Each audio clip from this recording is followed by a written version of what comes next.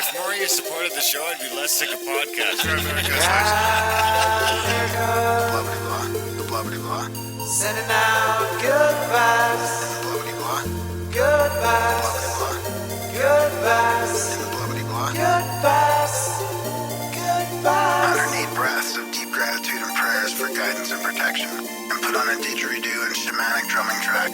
Shivers or vibrations and stuff like that. 108 breaths of deep gratitude and prayers for guidance and protection. And put on a didgeridoo and shamanic drumming track.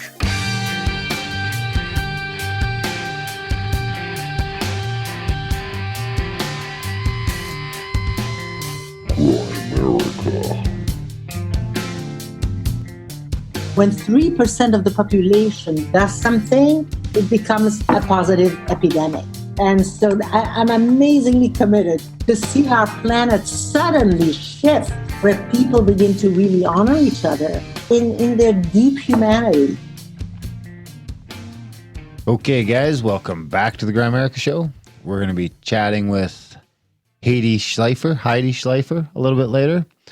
Good chat, fun chat, sweet lady.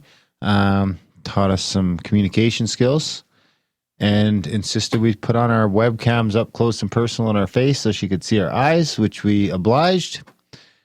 And then little eye gazing. Then on another night like tonight, we can't get the internet to work for one video stream. So there you have it. Anyway, it's a fantastic chat.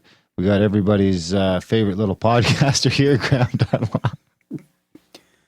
Nice. Now that's not connecting with me eye to eye like Heidi would suggest. You're just laughing Everybody's at me. favorite little podcast. Well, it's karma in a way. I don't know why I keep saying little. I got it stuck in my head now. I keep saying little Graham. That's okay. But remember, you call him Brody or little 195 pounds little. Are you? I'm like 163. No, I'm like, depends. Around 192 now. And then it depends. Are you? You look solid. Yeah, feeling solid. You won the championship. I did, yeah. The Mammoths. Yeah, you guys have won the cup. You won the ball hockey cup. We're in the lowest division of the league, so it's pretty easy stuff. We trounced everybody. It's pretty unfair, actually. Really? Yeah. Are you guys playing down a division? Yeah. Well, I don't know if it was on purpose. We have a really good team. No, we had a good chemistry. It was great. Like, I don't think it was planned that way. Huh. You seem like the guys that would be like, come on, let's just blow a couple of games here. They'll put us in the C seed. We'll go undefeated. No. No? Anyway, you look good with your cup. Are you the captain? No. Did you score any winning goals? Yeah. Was that the winning goal? I don't know if I got the winner. I got a couple. Did you guys do anything weird with the cup? No. Peanut or No. eat ice cream out of it? No. It's not like your Stanley Cup? No. No, nothing crazy happened. Looked like the guy behind you was a little wacky. Yeah, in the picture, yeah. Yeah. You got photobombed. Was that a puck bunny? What's that? Was that a puck bunny? I don't know. What is the Urban Dictionary? You're just quoting people in the chat room. That's right. I saw those. I was keeping an eye on that. Yeah. Actually, that guy that was in the picture, I think he was going to go play university level ice hockey. He's a really good player. Really? Yeah, we're starting the summer season in the big rink, so there's more running. Sweet. Yeah. Let me know if you ever need a goalie. Okay. I'm a pretty good goalie. Yeah? Do you get to wear equipment? Yeah, you have to wear equipment. You get broken bones and shit if you don't wear equipment. Isn't it just tennis ball? Come on. Yeah, we've had this discussion before. What is it? Is it orange ball? Of course, yeah. They break bones. Come on. Maybe when it's minus 40 outside, if you get a slap shot and it hits you in your pinky finger, then maybe you're breaking. No, my buddy broke his face shot. You don't need hit in the face. What? But we used to play with those orange balls when we were 10 years old. Yeah, but those are probably the softer. These are harder and heavier. I bet they're the heaviest balls. I could play goalie. I'm a real good goalie. Yeah, that's good. Especially if I don't have to wear skates. Yeah. I was the all-star goalie in gym class. Oh, yeah? I'm very poor just at running flip-flopping around. all over the place. Yeah, I could just imagine. Sticking up limbs. I could just picture your lanky body. Always luckily hit something. Yeah. And then I thought it would translate into ice hockey. No, it doesn't. No. And I played one game. And I went in that one game and I was like, never again. I think we were playing and I was like, The game I went in net for was a game we were playing with the kids, like the Mighty Mites or whatever, like the 7-year-old kids. And they still trounced it? Oh, yeah. And it was like, everyone's like, oh, yeah, way to let the kids score. It was like, I couldn't stop the puck. They scored at me from the other end of the ice. After the face-off, it was like coming down, and I went out and I just went like through my skates. So the skates make it all weird. Yeah, and you can't slide properly, yeah. Well, but it's the opposite for me if I'm playing hockey. Then I'd much rather be on skates than running around. Yeah, I get that. Yeah. Yeah. And it's easier There's like no gliding, it's especially easier, on a big rink like that. and it's easier to like cross-check people and push them around when you can dig your skates in and get a little, you know. Picture little podcaster Graham playing in Germany in the Worlds where we're in Olympic size rink, so that much wider. I'm trying to cover fucking guys. They're like running around 10 feet away from me. I actually had a pretty good tournament. Your little legs would just be fucking. I could have been the goalie. I said I can't handle the run around. I mean, I'm a decent hockey player, but I got to be on skates. Actually, you know, it'd be interesting now, 5 years later, after not smoking. Yeah. Yeah. On skates, though. Still on skates. So you might go play with Kale. He's been bugging me to come out. Right on. Do it. The only thing is, if you don't commit to the season, then you just get hurt right away. Like, I don't think I could just go like, hey, come by tonight. We need another defenseman. Yeah. And it's like, you're just going to get clobbered. Well, hopefully, I don't think I'm going to start. I'm not going to play any contact for a couple of years. Like, Jesus, you get just fucking clobbered. Nah, I don't need that. I'm too old to get clobbered. In the nose last night. You did? Yeah. It looks broken. Yeah. Well, it's been broken before. My face is still sore too, so I don't know if I'm still talking weird. I don't know if you got your accent on. Yeah, I don't know if I'm still got my accent for you there, racist Graham. We got actually a lot of feedback on that one. It's pretty good. But I feel like it's taken a while to come back. It's still a little swollen over here. But I don't think it's infected anymore. I think it's just at the point now where you got a tooth ripped out of your head. So you're dealing with the open wound. I had to get a stitch. Yeah. Oh, really, eh? Yeah. Mm-hmm. Oh.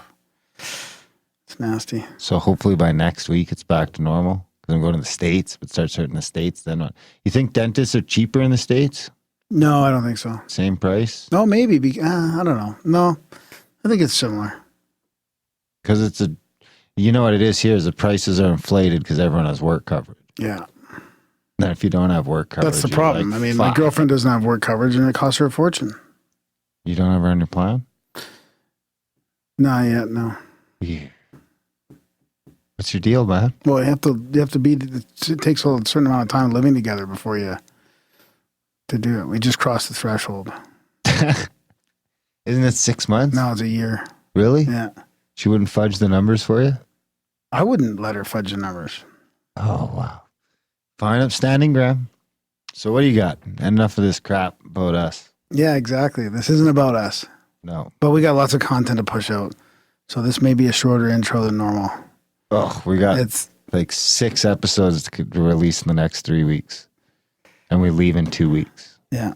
Well, let's talk about that. Contacted the cabin. Sold out. Kind of like the conference with Randall Carlson and a bunch of awesome people. Sold out. We did it.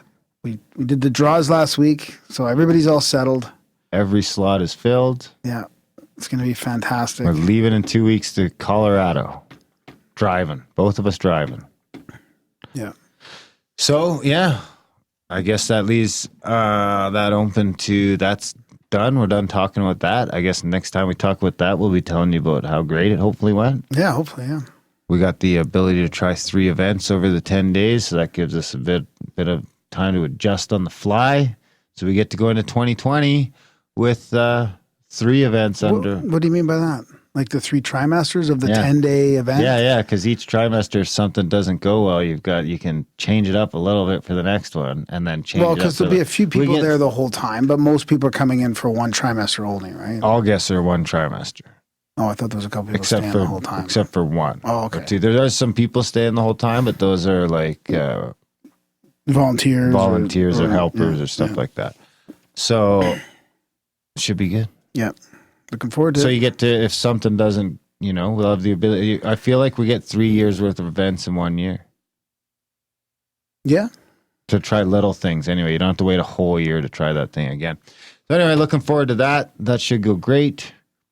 Already looking, now we can start thinking about the next one, which will probably be next April. David Matheson wants to do one in Bryce Canyon. We had talked about doing it in September. I can't handle the stress of trying to sell another one of these things out in 3 or 4 months. It's just too tight. So we just push it out to next year. Yeah. But I could see us doing a couple next year. Yeah, it's hard to say if the 10-day thing will be the model to with go Matheson, with. I think we're looking at just a weekend. I can't do more than one 10-day thing. I mean, that's all there is to it. So then that's your holidays. We got to retire Graham, the GoFundMe Graham. Yeah. Speaking of that, thanks for all your support, everybody. We couldn't do all this without everybody. We went through a little cord today, like a $17 cord, trying to figure out, troubleshoot what was wrong with our audio, and that's a cord. Again, another cord. So we have to replace the cords, but we couldn't do without you guys. Michael likes to make fun of us for having too many cords. This is why. So this cord breaks, and I had one in my instantly go to another cord because we got 6 of them. Yeah. Well, no. That's if I go through, no, there's more in that. Of that type? Well, the problem is now I'm bad at throwing stuff out. So you mean not throwing stuff out? I pull 6 of them there. And they're all not working? 3 of them work. And 3 Are you going to fix them eventually? Or I don't know. I still have that other charger that I couldn't get working last week. And the keyboard doesn't work? Well, whatever. What if the keyboard doesn't work? I bought batteries. The keyboard doesn't work. Like, there's a lot of little glitches going on. Yeah. And now we're driving across country. 4 states. Yeah. It's an amazing drive. Yeah. It's going to be phenomenal. Yeah. That's good. Just following that one road the whole way down, pretty much, like through Salt Lake City, through Utah. I'm not going through Salt Lake City. You're not going to do that one? You're not going through Denver, are you? I got a buddy that's a cop in Utah, and he said the trick to do is to go to Heber City, and you get on the other side of the canyon. Heber City? I think it's Heber City. So you don't think stopping in Utah overnight would be a good? I'm staying in Heber City. Sorry. Salt Lake City would be a good one? He said getting out of Salt Lake City in the morning is going to be a gong show. Yeah, well, just sleep in. Yeah, it's only like 7.5 hours to the venue from Salt Lake City. So you could sleep in a bit. But you got to be out of Salt Lake City by... You're going to have to be out of there fairly early in the morning. Anyway, yeah. I only go to Heber City. He said it's a bit of a nicer drive too. Okay, well, you got to tell me about that little trick. Is that just taking an offshoot at that one little spot there? Yeah, it just zigzags around Salt Lake City. That's it. Okay. And then on the way back, there it is, Heber City. Yeah, so you're gonna take the 84 to Ogden then probably. Yeah, and then on the way back, I'm gonna go up through Colorado longer and go through like Grand. You're gonna do that one, really? Not through Denver though. I'm gonna go through Grand Junction, and there's that like dinosaur monument. I'm gonna take the kids to. Yeah. And then we're gonna go dip into Yellowstone quick. Nice. And probably go see Old Faithful quick and stuff. I don't know if I can get to the waterfall. I'd like to see the waterfall. I heard it's spectacular, but I want to at least go see the geyser and stuff. Nice. Yeah, there seems to be lots to do around that area. Oh, dude. Like, you should see some of the stuff I'm looking at. The Canyonlands looks amazing. Monument of the Ancients or Monument Valley we go through looks amazing.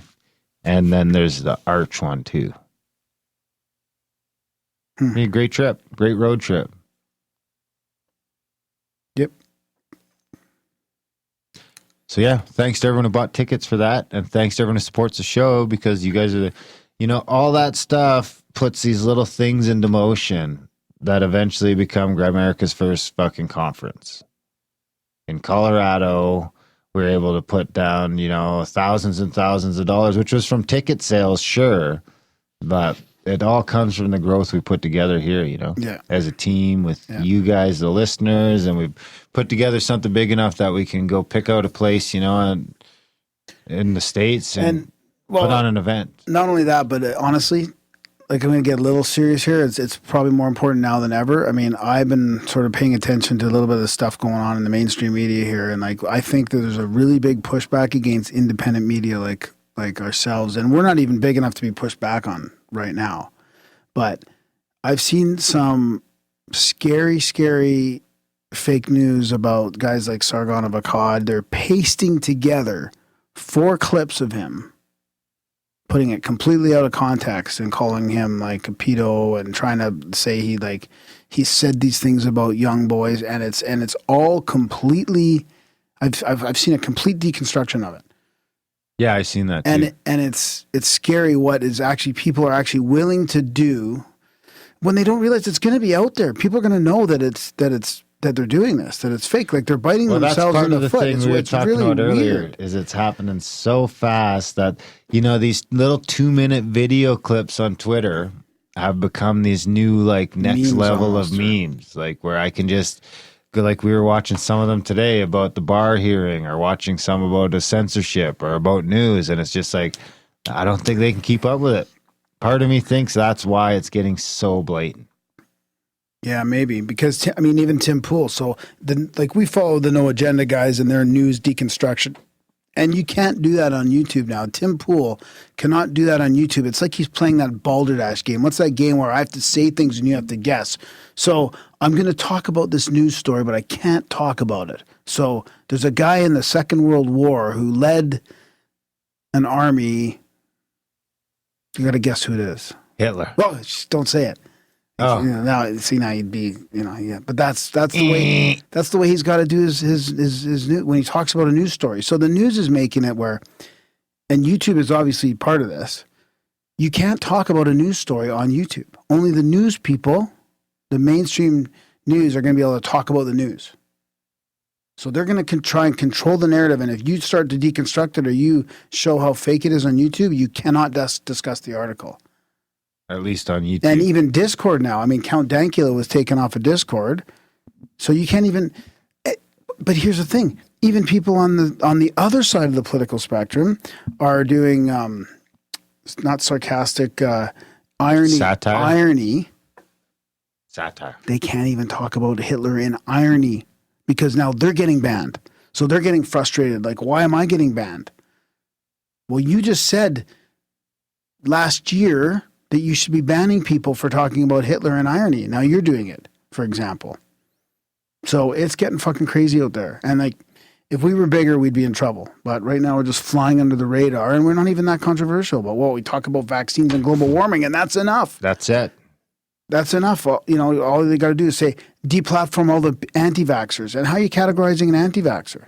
Like, we're not anti-vax. We're just. I'm pretty anti-vax. Yeah. Yeah. Yeah. I'm not going to lie. I'll wear that shirt. Yeah.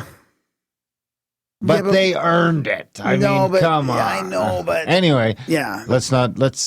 Anyways, you know what I mean. This is why we need your support more than ever, because we got some ideas. But they're just calling anybody that questions the narrative an anti-vaxxers. I guess my point is we're talking to people that, we get their own, once we got our own servers. Anyways, this is all happening pretty quick, and it's getting pretty scary. Like, now all of a sudden you can't even talk about a news story on YouTube without getting demonetized. Tim Pool, he's been pushing back a lot against the fake news, so this is going to affect him. The beauty of being value for value is we don't care if fucking YouTube demonetizes us. Yeah. As long as you guys don't demonetize. Yeah, but they can shadow ban us and stuff. That's the problem. They've already shadow banned us. Right now, at least this is going out in audio, and that's what people... That's the majority of our listenership, so it doesn't really affect us right now. But, obviously the YouTube is another platform that we're on, and it does help for, SEO and popularity, and, it's another way. But soon we're going to have to be on, not going the ad route. It's true. We are the only way, we're supported completely by you, the listener, the producers of the show, like No Agenda says, really, and we can't do it without you. Yeah, and that's how we ran our conference too. Yeah, it was paid for by the attendees. We didn't. There's no sponsors. There's no anything. It's like, okay, everything costs this much, so tickets have to be that much. Yeah, I guess that's probably how all conferences work. No, the sponsorship for sure. Yeah, for sure. We take the value to the conference level. Yeah. Well, and that's why we do these little intros. We get people involved, the people that are supporting the show, and they send in emails and stories and synchronicities and sightings and crazy experiences, and talk about it. That's right. Let's go with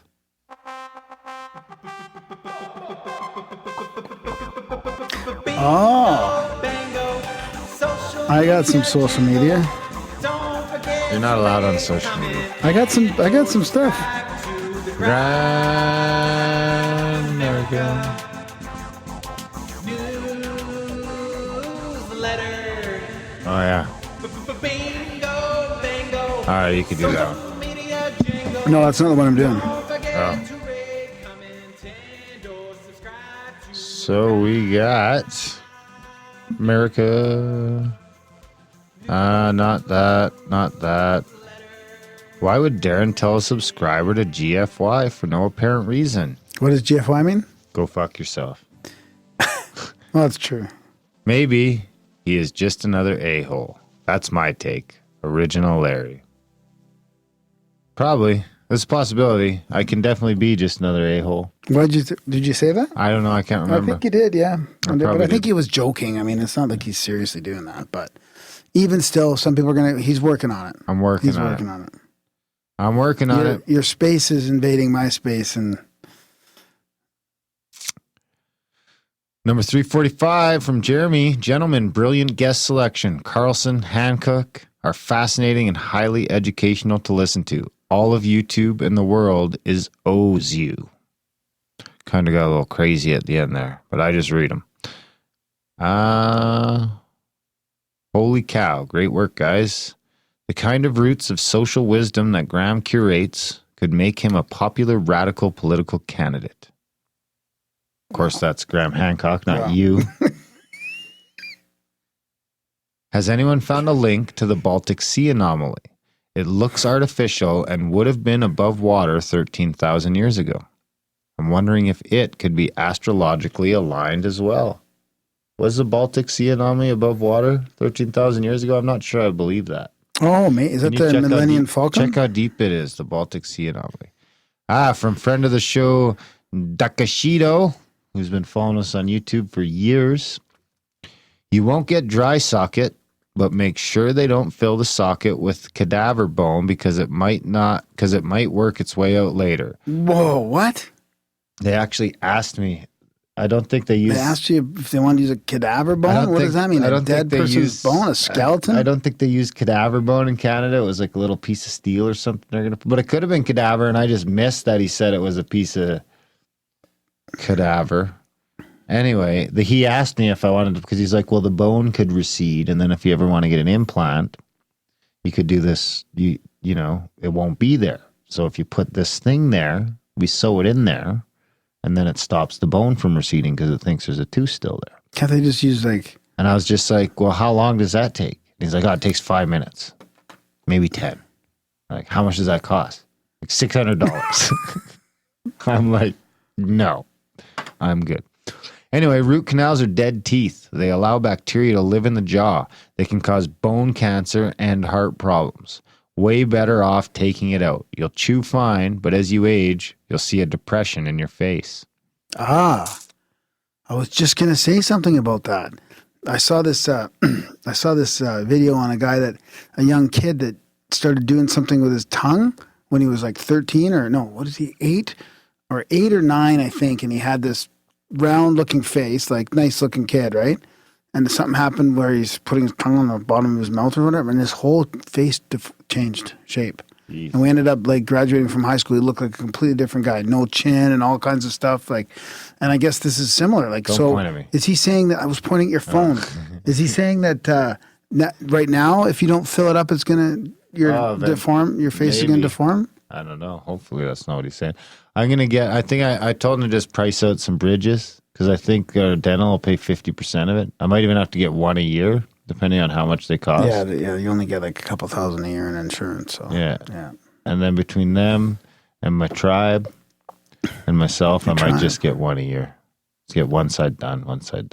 Not having it's annoying. It's bugging me. I might get used to it. Well, you got to let it heal first. I mean, Yeah, that's true too. Anyway, enough of my whining about my sore mouth. So that Baltic Sea anomaly is 200 feet down, they say. Wow. Got to find a dentist that uses ozone. Oh, sorry. No, I'm wrong. That was the diameter of the place. Oh. Got to find a dentist that uses ozone. That's the only way a root canal can be done successfully, period. There's no reason not to use it. And besides, it's really the way to not seal all that bad bacteria back up inside the body. Basically, all of Japan's dentists that do root canals use O3. I'd use the colloidal silver and some miracle mineral supplement, which is sea silver, cures Ebola for the U.S. Air Force, and MMS cures cancer, autism. Holy cow. He kind of lost me there at the end. Anyway, he says, you're the one in control of your health. Peace. Gram overload, 2 grams. You can't go wrong. Mr. Hancock has a wonderful balance between self-deprecating humility and righteously indignant insistence. I got some. Okay, you take it over. Synchro, this is from the Instagram on the Graham Hancock episode. Synchro, just as Darren was talking about going to the dentist, I was filling my Valium script. Darren, use Kratom for pain, not Perks. You can even use ketamine as it's an NDMA antagonist. Joking about the Perks. And not addictive like opioids. Because everybody was giving you... I know, I was joking. Giving you shit about the perks. Well, you did ask the dentist. I would have taken a perk if you did ask him. Yeah. Well, so you're not joking. Well, I'm kind of joking. What a guy. I was joking, but not really what I asked him. If he would have given it to me, it's okay. But otherwise, I was joking. I swear, you guys are the most badass out of this world, down-to-earth, legit, genuine podcast out there. And they're so fucking grateful for everything you guys do. Nothing off limits. Except Perks, apparently. Fantastic. Graham's work has been a huge influence. This is fantastic. Congratulations. Of course, Graham's shirts are on their way to our handler, Alan. We'll make sure they get hand-delivered in Sedona. I got him a black one and a blue one. Nice. Yeah. Baby blue? Yeah. When he gets home, we'll send him a sweater. Nice. So what else you got, buddy? Well, I got a couple small emails here and a couple quotes. What do you want first? And now another edition of the Grimerican goodies by the people, for the people. So what is that, emails then, or? What? Is that jingle for emails? Yes. Come on. You can't sort that out? By now? It's only been, actually our 6-year anniversary. Oh, this is pretty funny. We should actually maybe talk about that. Our 6-year anniversary is coming up. Yeah, at the end of the month, right? Yeah. Yeah, after CAC. Yeah, that's right. No, it's during CAC. Yeah, technically May 23rd. The No Agenda guys always get like anniversary stuff. We never talk about it. I know, we should. We're just like, we went by our anniversary. Yeah, we should do that more. Show 350 is coming up. Like, it might be this. Show 350 could be on the 5-year anniversary. I could make that happen. No, I can't because 5-year anniversary was last year. 6-year anniversary. 6-year anniversary. Yeah.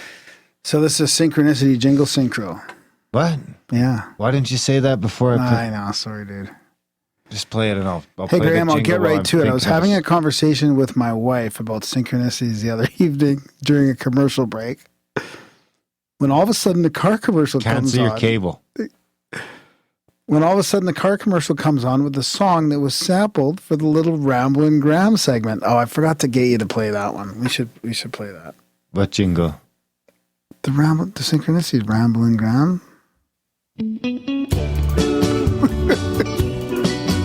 I'm a rambling Graham with synchronicities all over the web. And Darren is skeptical about everyone and don't believe it yet. Gitmo, yo-ho. Okay. Get off your phone. That's awesome. So I was, so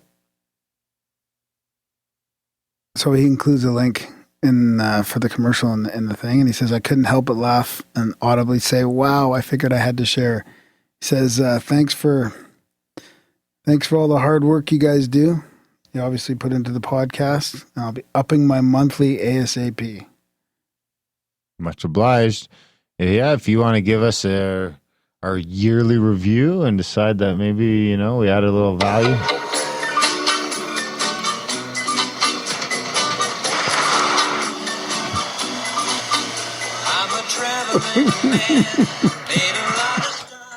Don't play too much of that. Interesting. That is a synchro. Okay, I'll give that a 6.92. and go to the quote. You got another one? I got another one. I think it's another synchronicity, actually. Let me just check here. For some reason, it's not really showing up in the right spot. Let me go back to my emails. Synchronicity question mark. Oh, this is kind of cool, actually. Twitter's no longer a viable option to contact the show. Really. Yeah. It's too much of a mess. It's like too much. I can't keep up. I can't keep up with the Twitter anymore. I just can't. Yeah. I just can't. Okay. Hey, guys. Wanted to share a little something with you both. I've spent a lot of my life feeling like I don't quite fit in with my peers, like my brain is on some other wavelength. Hold that thought. This is why you got to join the chats. Yes. Grimerica.ca/chats. Yeah. Because the socials are getting too crazy to keep up with. Oh, that's a good point. So, yeah, actually, it is a good way to get a hold of us, is through the chats. We're not in the chats very often either, but if you add us in the chats, then we're guaranteed to get it. Yeah. Twitter, I can't go through 100 ads a day. I just can't. I feel like I have a never-ending thirst for knowledge and to be subjected to perspectives I never would have considered. Your podcast has done just that for me. Recently, I've been taking your podcast to heart and doing my own research afterwards to form my own opinions.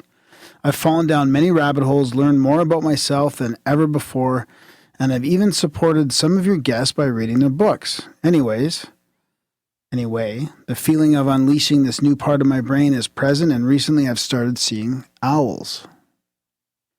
I live in the desert of Arizona, and I've never seen an owl here like others I know say it happens, but not often. For 3 days now, I've seen owls near my house, on my way to the gym, and now perched high atop of my work buildings as I leave for the day. Jeez, that would creep the fuck out of me. I started to wonder if this could have more of a symbolic meaning and did a little research. What I found immediately made me think of both of you and your show. Of you both in your show, yeah. I feel like owls are letting me know I'm on to something, even though I feel like I think so differently than most. Thank you for all you do. P.S. I'm going to attach the video I took of one of them flying away. I think it's a great horned owl. It will be shit quality, but I hope it works and you can watch it. So beautiful. Shay. So thanks, Shay. And then she attached an image of the meaning of owls, and then the video of, actually it's quite an amazing video. She turns the camera to the owl on the top of the building, and it just spreads its wings and just flies off the building right when she was videotaping it. Pretty cool. I've been seeing a lot of hawks lately. Oh yeah? Let's not go down that road again. If you see owls often, it can be an important message. If you've been seeing owls frequently in your daily life, this means you've tapped into deeper knowledge and your intuitive wisdom. The owl symbolizes ancient wisdom, maturity, and strength of character, and can guide us into exploring the unknowns about life. There you have it. That's perfect. Check out our interview with Mike Clellan for more on that. It's a synchro, really. You want to rate that? No. I mentioned Mike Clellan on tour. Wonder what number it was. I don't know. We should have a list. We can just get to those episode numbers, be given to people all the time. Yeah. You know what the other problem is? If you're using the Apple Podcast app, it cuts out at like episode 65 or something. You can't download further past the feed? No. Yeah, there must be a setting in there or something. No. Really? In Overcast, it shows up. Wow. A couple of the other podcast players, it shows up. At the Apple one, I haven't found a way to make it display after 300. It'll display the latest 300. Oh, that's how it does it, yeah. Mm-hmm. So that's another thing to think about. If you're on the Apple Podcast app and you think you listen to the whole back catalog, you might not have. So check it, and also just check out the back catalog. A lot of content there. For free. For free. All for free. We do have another stream of content, black budget content, for any value you want to pay. Value for value. There's some extra value we throw at you. There's some good stuff in there too. For recognizing the first value we gave you. Yeah. Okay, I got a quote. Couple All quotes. right, let's get out of here. Down and Graham going deep. It's a profound UFO quote of the week. Okay, let's Words to ponder and critique. shut her down. It's a profound. We gotta change. We gotta get a new quote jingle. It's not a UFO quote anymore. That's it. Yeah, but it'll always remind people that it used to be. That's true. It appears quite clear We can't lose the quote and the jingle, or people will riot in the streets. that irrespective of what interpretation is given to specific research reports, the overall results of psychic experimentation are indicative of an anomalous process of information transfer. And they are not marginal, and neither are they impossible to replicate. In the face of this, the critic, who merely goes on asserting there is no evidence for psychic phenomena, is using a tactic reminiscent of Mohammed Saeed al-Salaf, Iraq's former information minister, in blindly asserting that there are no American troops in Baghdad. Well, that's weird. I didn't get the end of that. I didn't read to the end of that quote before I chose it. Kind of finished off a little weird. But that was Adrian Parker, Gothenburg University professor of psychology, and Goran Broswitz of the Swedish Society for Psychical Research. The reason I chose that is because it was about the the information transfer, which is kind of appropriate to Hedy Schleifer, because she talks about the space in between us, right? The interactive, the way that I think of it is my energy body interacting with your energy body. No. I know, but that's what it makes me think of. Can't bring your energy body with you. You don't bring anything with you when you come into my space.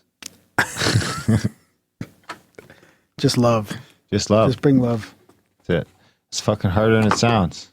It is, yeah. But no, it's really interesting.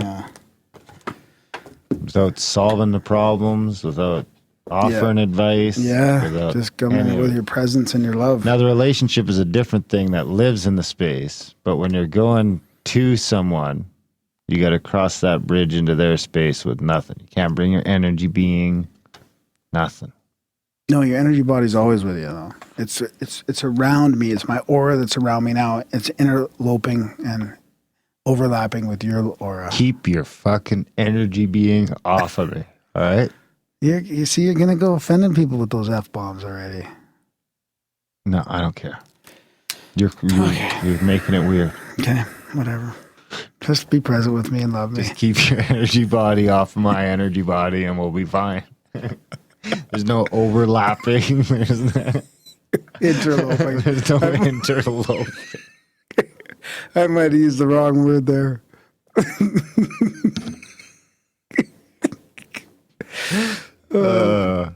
Long day in the studio. Yeah, long day. Yeah. No more quotes. No more quotes? No, I'm not. I'm going to say the other one. No more anything then. I've had enough of this. We're That's outta here. enough for tonight. We're out of here. Yeah, this was a fun one with Hedy. Yeah, it was a great episode. Another great night of podcasting. The live stream broke down, but the podcast remains. So enjoy the chat. Hedy Schleifer.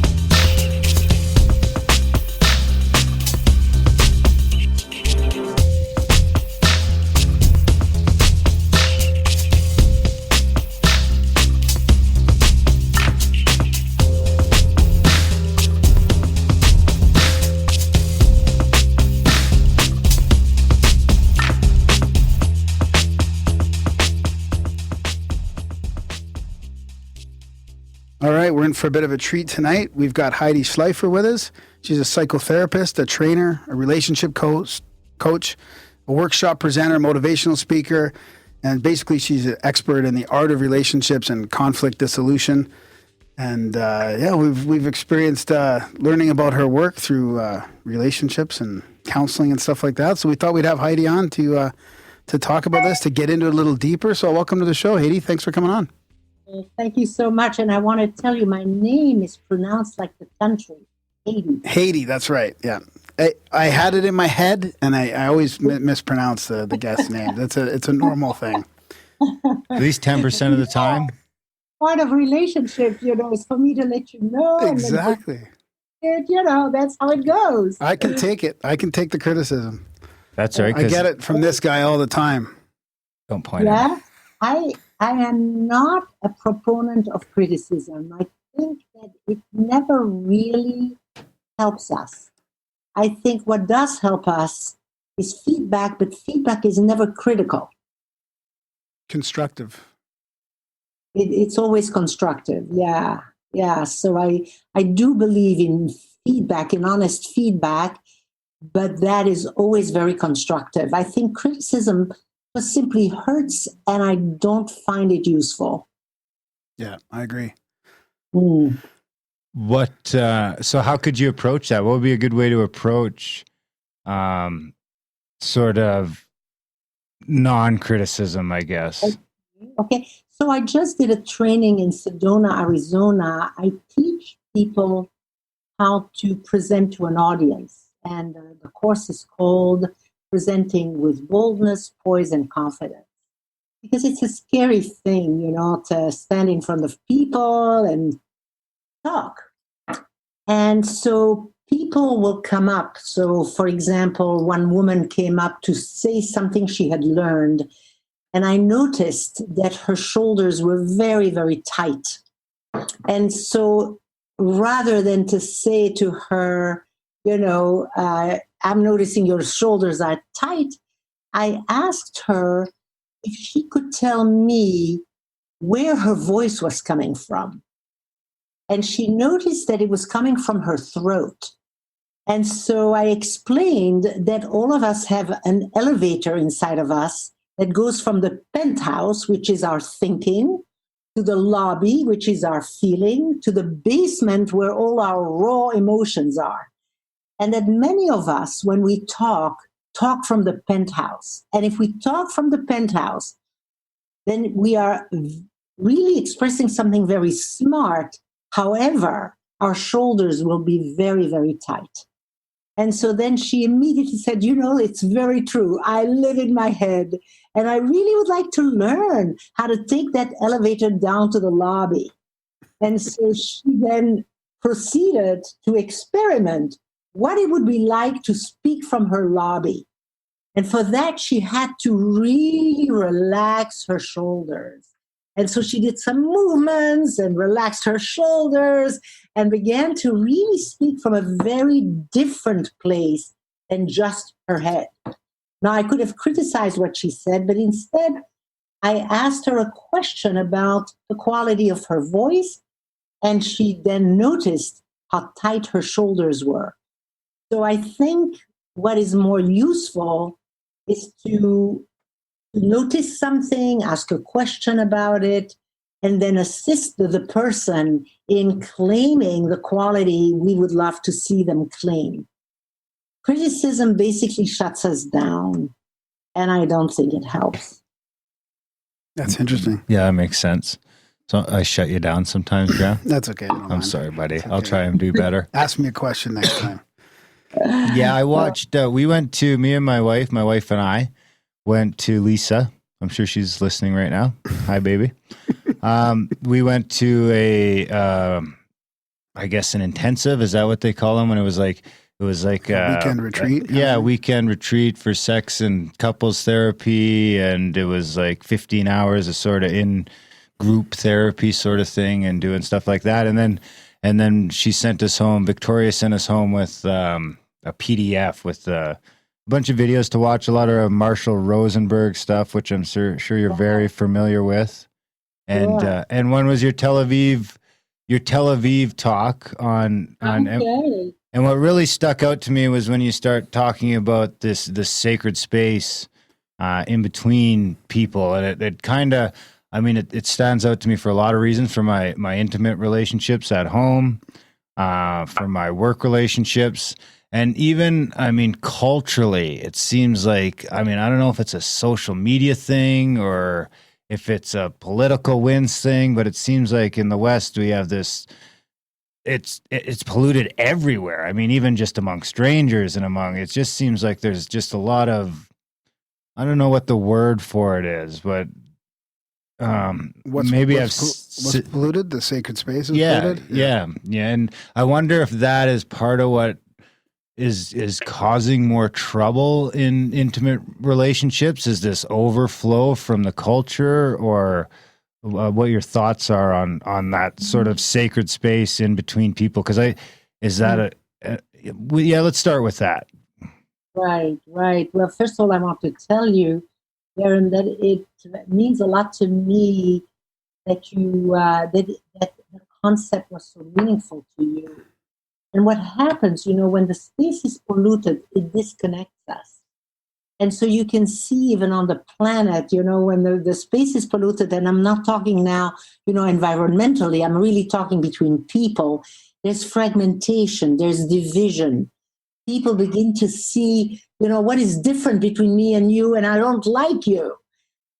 When the space is held as sacred and people really honor each other, what begins to automatically happen is unification, wholeness. People come together. They see what unites them rather than what divides them.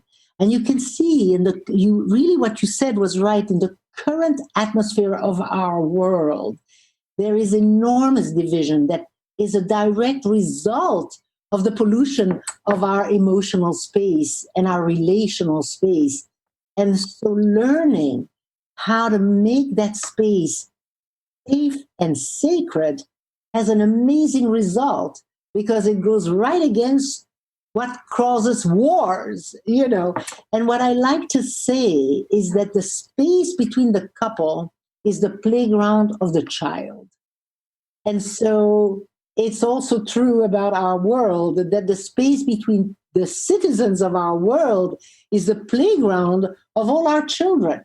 And if we hold it sacred, and if we know how to make it fertile and deep and meaningful, we'll have a very different planet.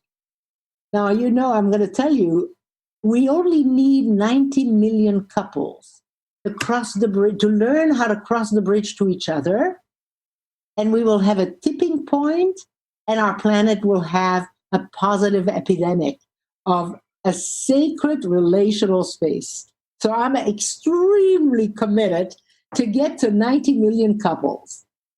So you think, is that just, that's on a planetary? Is that like, so that'd be 200 million people, and that's, whatever percentage of the population, and that'll get us to the point that it's 3%. It's 3% of the population. So the research has shown when 3% of the population does something, it becomes a positive epidemic. Wow. And so I'm amazingly committed. I really, really want to see our planet suddenly shift, where people begin to really honor each other in their deep humanity.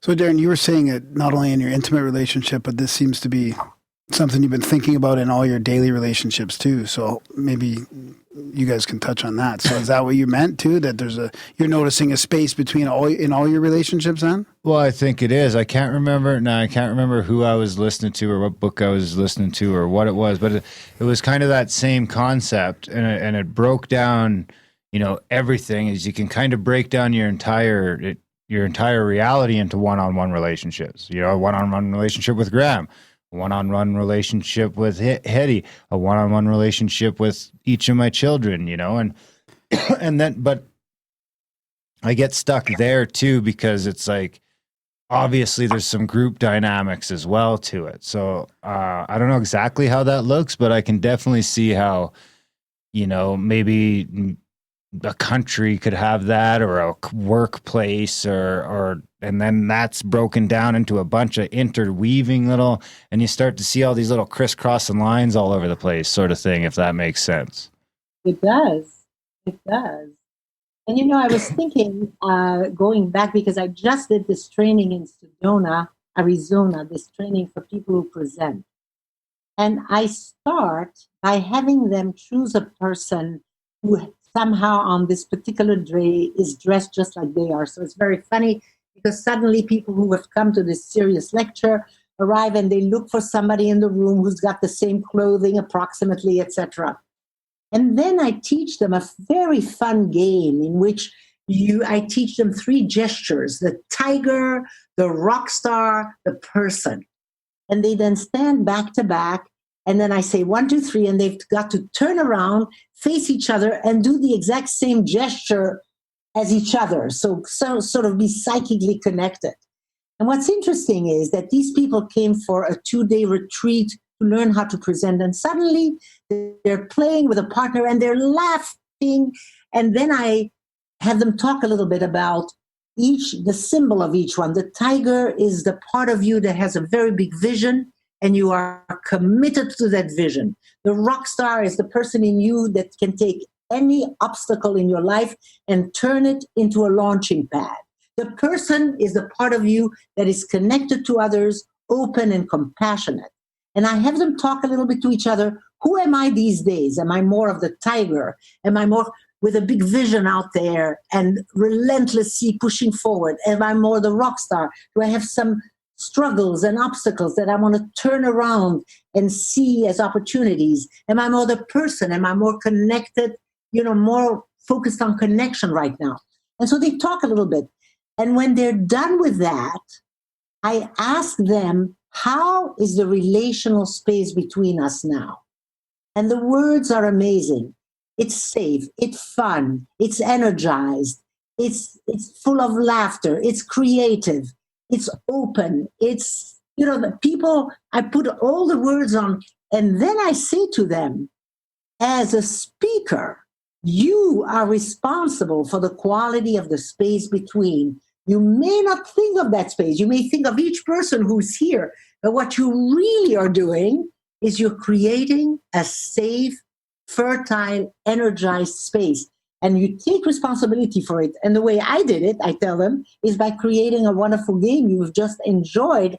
But what it did is it filled the space and made it a happy space of joy and creativity. And so, it's not just between a couple. Yes, certainly it is between a couple. It isn't just in a family, but you can see that you can take a bunch of strangers and you can suddenly create between them a completely new atmosphere that none of them expected and that they just stepped into. All of them dropped, whatever fear they came in with or posture came in with. All that was gone, and we just had the people who were there, and we could then start our workshop. So, it's really the space between us is invisible, but it is palpable. And when you go to a home where a couple has had a fight and they love you, and when you come in, they go, "Hey, Darren, hey, Graham," but that there's toxicity in the space. Because even though it's invisible, it's palpable. You can feel it, yeah. Yeah. Yeah. Yeah, you can really you can feel energy from people for sure. So what would be a key thing? What would be a key way to take responsibility for your space? Let's say in a normal day-to-day social work environment kind of thing.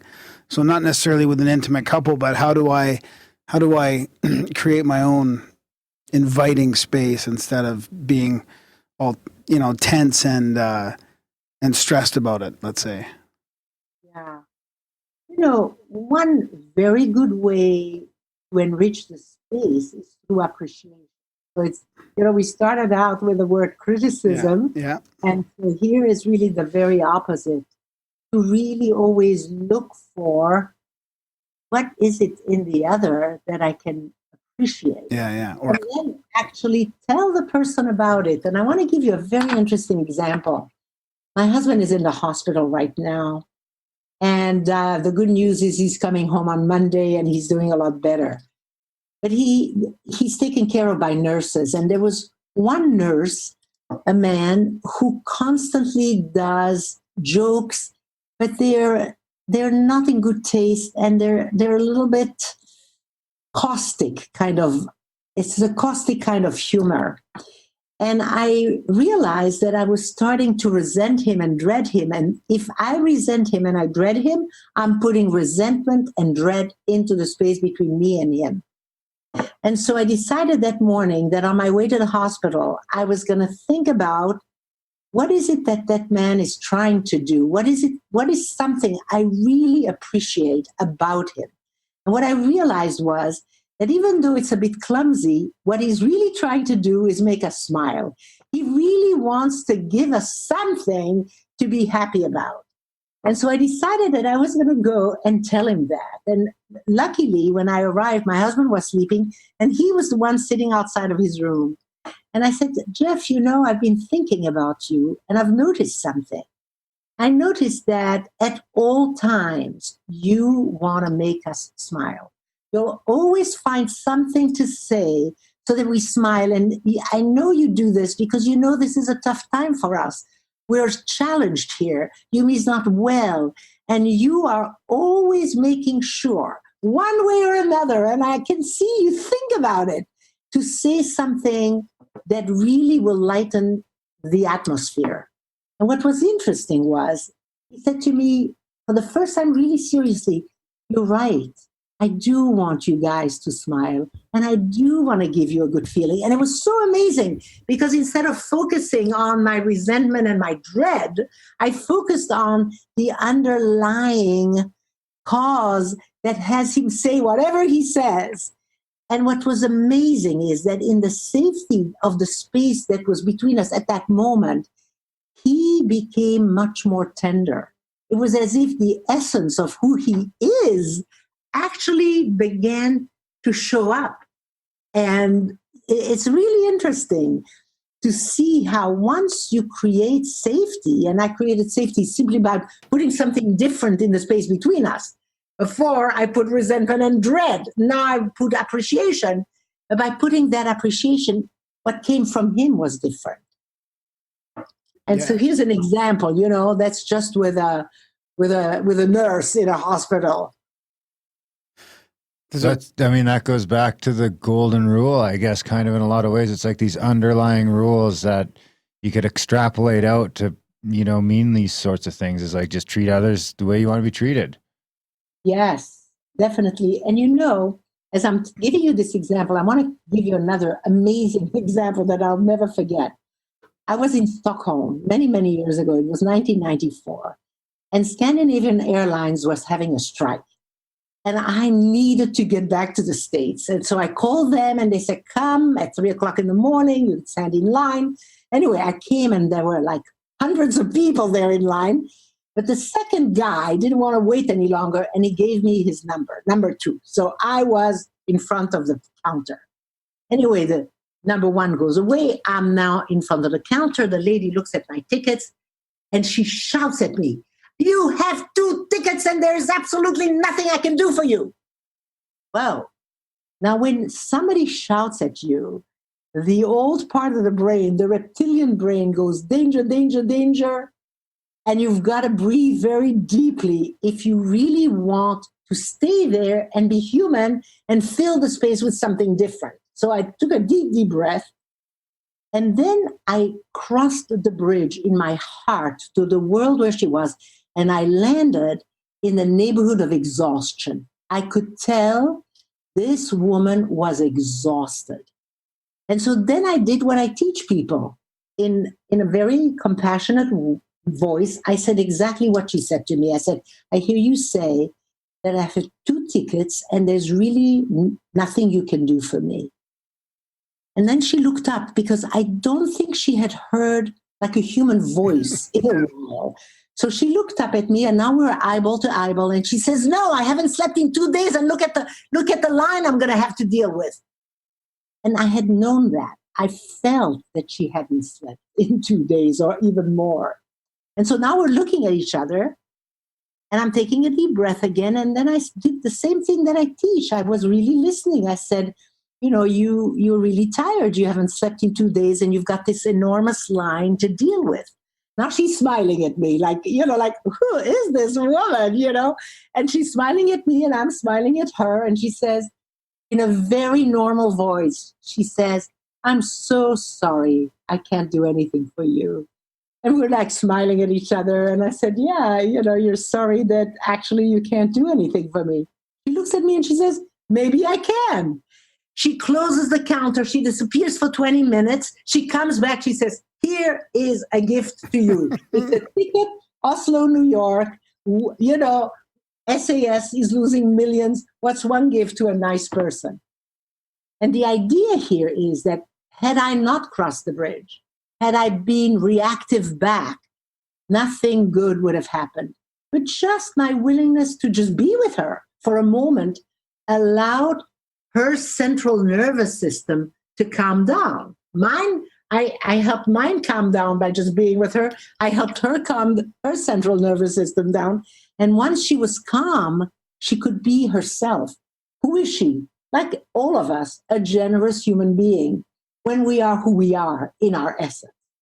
And so I like to say that what I first encountered was her survival pattern. She was in survival. She was exhausted. She had a line of hundreds of people waiting to knock at that counter. But once she made a connection with me and the space was safe, who I met was her essence, not her survival pattern, but her true essence. And I've never forgotten her, and I bet you she's never forgotten me. That's amazing. I was going to, that's kind of like, it's sort of along the lines, I lost my train of thought there. Well, I was going to ask that question, actually, that you already answered, is what to do, like, starting from a place of appreciation is one thing, but how do you diffuse the conflict? And you just answered it.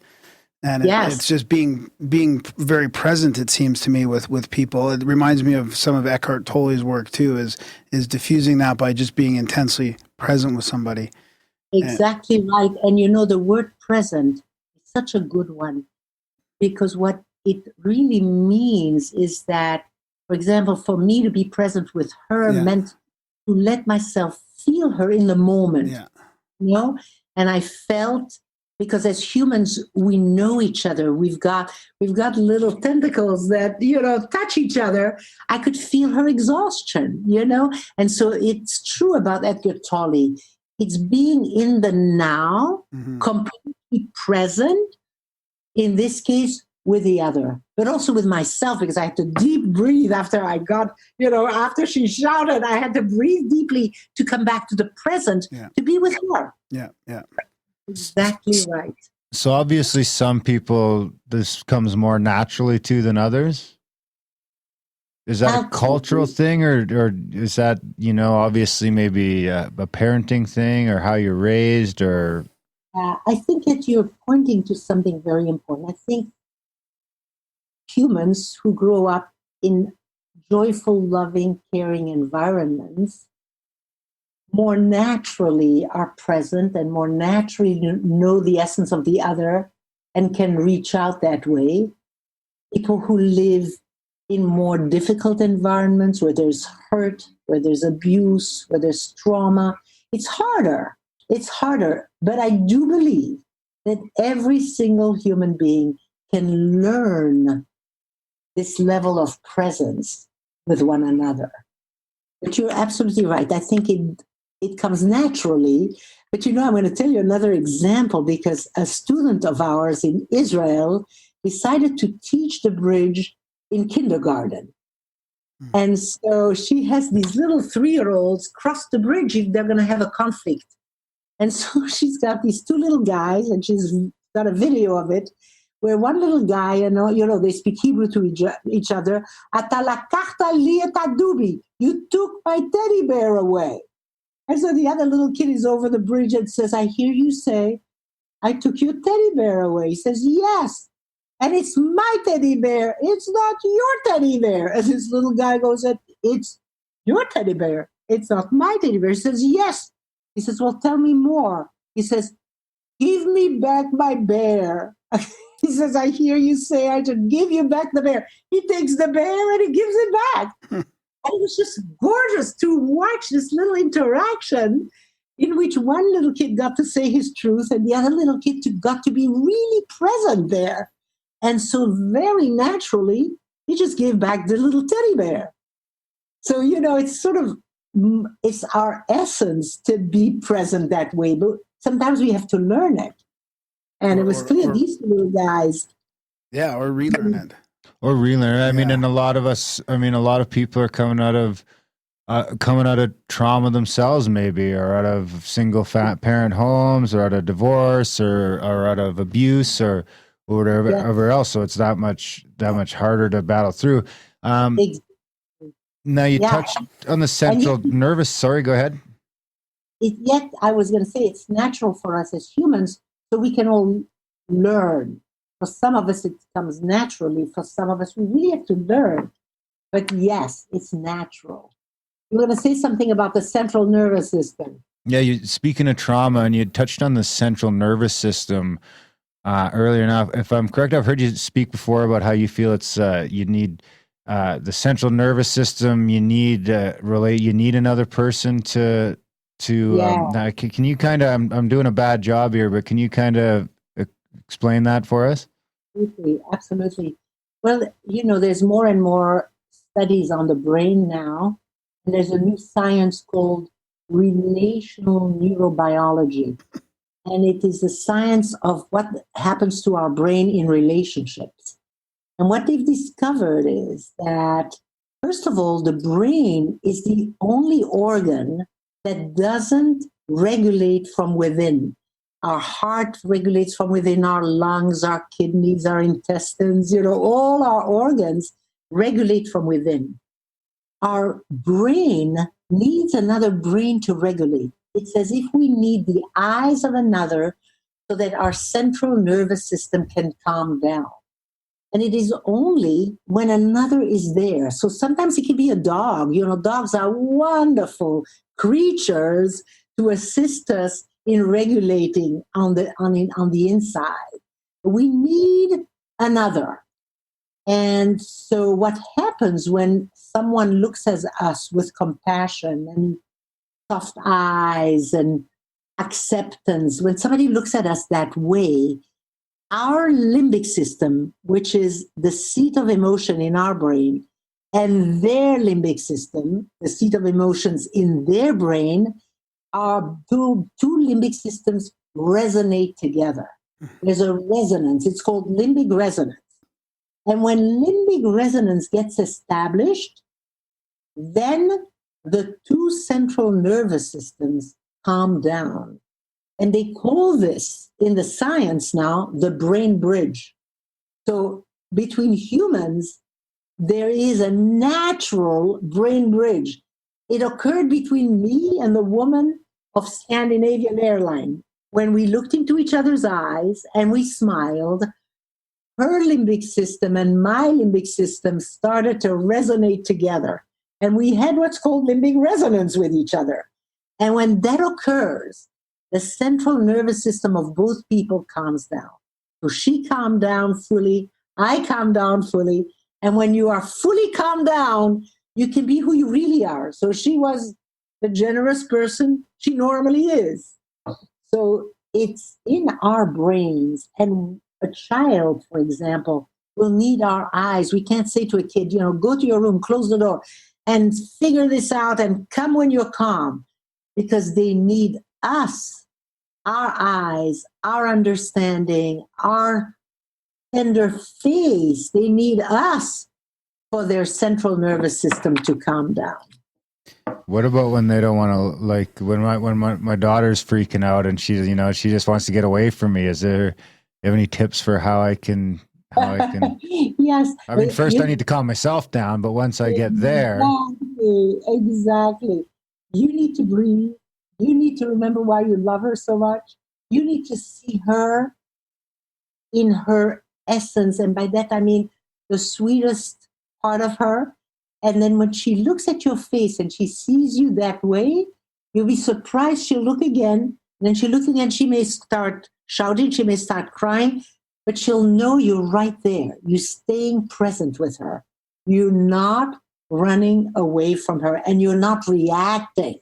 So it's breathing deeply and remembering at that time, why you love her so much. And then cross the bridge.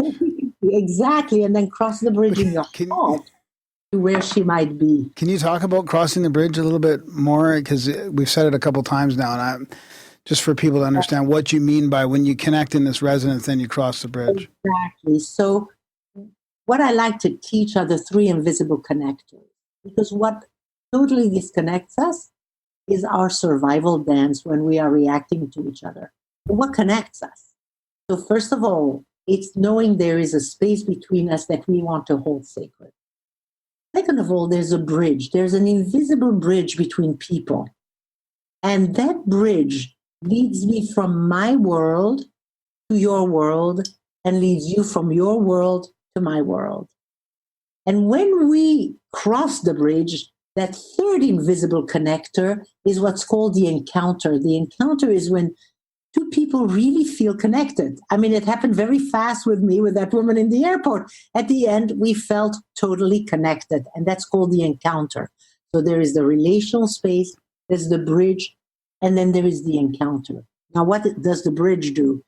So if I really want to know you, I'm going to need to leave the world called Hedy and come over the bridge to the world called Graham. And then when you talk, all that exists for me is what you're telling me.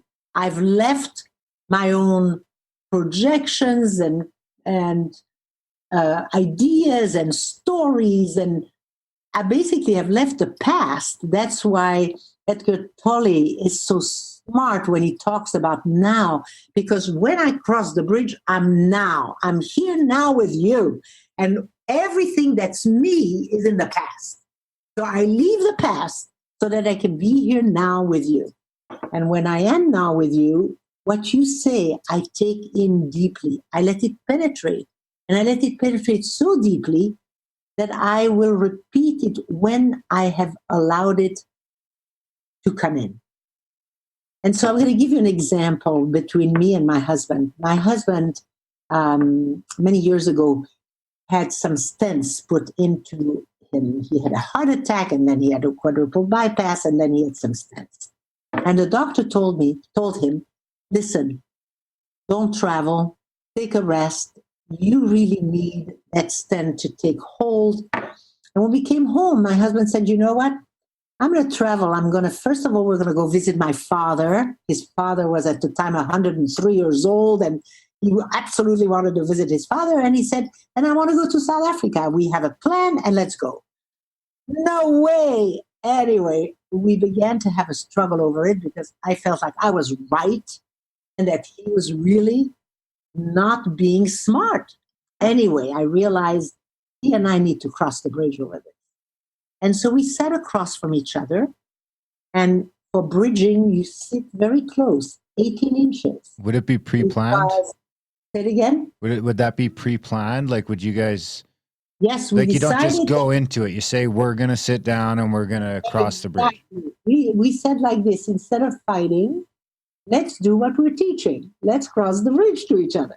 And so we sat across from each other, really at 18 inches. So we could, at 18 inches, all you see is the face of the other. When babies are born, we look at them at 18 inches and they look at us. And at 18 inches, all you see is the face of the other. Little babies are masters of the face because they're always looking at the face close up like that.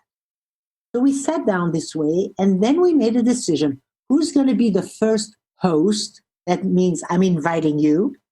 And who's going to be the first visitor? That means I'm coming over.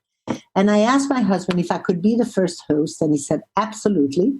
And he came over the bridge, and when he landed in my world and I looked in his eyes, I started sobbing, and I said to him, don't die. I'm terribly afraid of losing you. Don't die. And he just held me for a long, long time. And all he repeated was what I said is, so you're really afraid to lose me and you absolutely don't want me to die. And I sobbed for a long time and he held me. And then I felt done. I felt like I had sobbed it all out. And it was my turn to be a visitor in his world. And he was the host. And so he called me over and I crossed the bridge and I landed in his world. And he said 3 things that have actually changed my life. The first thing he said is, Hedy, I am not a heart. I am a man with a heart. And when he said that, I understood that I had objectified him. You can see another person as a person, or you can see them as an object. And what I had done to the man I love the most in the whole entire world is I objectified him. I made him into a heart. All I could see was his heart. And I was afraid for that heart. But he was reminding me, I am a man with a heart. And I saw that, the moment you objectify the other, you control them, because I was going to control that heart. And so when I understood what he was telling me, I repeated it. I hear you say that you are not a heart. You are a man with a heart. But that's right. And then I said, tell me more. And then he said, that man with that heart wants to say yes to the question, is this a good day to die? And when he said that, I understood that he didn't want to be half dead. Because you know what? When you're half dead, it's not a good day to die. It's a good day to die when you're alive and you're doing your life and you're passionate and doing exactly what you love doing. Then, if death comes, you've lived completely. And so I understood that I was so afraid to lose him that I would rather have him half dead and his body be there than completely dead and I've got no husbands left. So I repeated his statement. The man with the heart that you are wants to say yes to the question, is this a good day to die? And so he said the third thing, and that man with that heart wants to go to South Africa. And so we went. And we had the best trip we've ever had. It was his 70th birthday. And somehow we got upgraded to a suite. We've never even seen one like this. And on the way back, upgraded to first class in South African Airlines. And it was as if having come to understand what he expressed to me and also understand how afraid I am to lose him, with that knowledge, we arrived at something I call the third option. If there are 2 options, pick the third. The third option was for us to recreate that trip so it was an easier trip than the one we had planned, and a trip we could both stand behind, and that it just became a magnificent trip. And so this is what you do when you cross the bridge. There's a host and there's a visitor. The host invites you into their world, into a neighborhood. Like the neighborhood I invited Yumi in was, I'm afraid to lose you. Yumi invited me into the neighborhood. I'm a man with a heart, not a heart. And that man wants to live passionately. So when he was the host, that was the neighborhood. When I was the host, that was the neighborhood. And that's what you do when you cross the bridge. You're a host, you're a visitor, and you invite each other into the neighborhoods you live in. So that means there's no but, there's no well I, or there's no denying the other person their hurt or whatever it may be. Exactly. No buts, no, trying to put in your point of view. You really are learning them. You're a visitor, you're a tourist in their world. And of course you don't rearrange their world, it's their world. That's an interesting way to look at it, like you're a guest in their home. And if you were butting or making excuses or not taking responsibility, then you're polluting the space, I guess. Exactly. Well, I don't even think you get the option to take responsibility. You just take it. Yeah. You get to take the responsibility when you get back over to the other side of the bridge. Right. And if you are not changed by the time you come back to your own world, if that visit didn't change you, you didn't really visit. Because it's transformative to hear another person. So, for example, for Yumi, understanding the depth of my fear of losing him was profoundly transformative. And for me, learning about the passionate guy I'm married to, who's not going to stop till he lives passionately every day of his life, that was transformative for me. And of course, I was willing to take that wonderful trip with this amazing guy. So, some tricks for crossing the bridge. Like, that's obviously, you want to go into that in the right mindset. If like, say you're in a bit of a tussle, you're not getting along, you're arguing or fighting, is it best to maybe schedule that trip for a couple days later? Yeah, it's interesting what you say, because studies on the brain have shown that when you flip your lid, flipping the lid means that the frontal lobes suddenly are not integrated with the whole brain. The frontal lobe is where you do your thinking, and you're thinking about your thinking. But when you flip your lid, when you're in a tiff, when you're in a struggle, when you are in a conflict, it's as if that part of the brain sort of disconnects, and there's no blood flow between the older part of the brain and the newer part of the brain, which is your frontal lobes. And it takes, on the average, 20 minutes for your brain to reintegrate. So for 20 minutes, you cannot think well. So if you're in a tiff, it's good to wait 20 minutes. After 20 minutes, if you hold on to it longer, you're holding on to it. But for 20 minutes, it takes that long for the brain to integrate. But what's very interesting is the more often you cross the bridge, the more new neural pathways are created in your brain. And those new neural pathways allow the blood flow to continue. And so you are less and less reactive. Your brain becomes more and more relational, so that when you're in a tiff, it only takes you 10 minutes.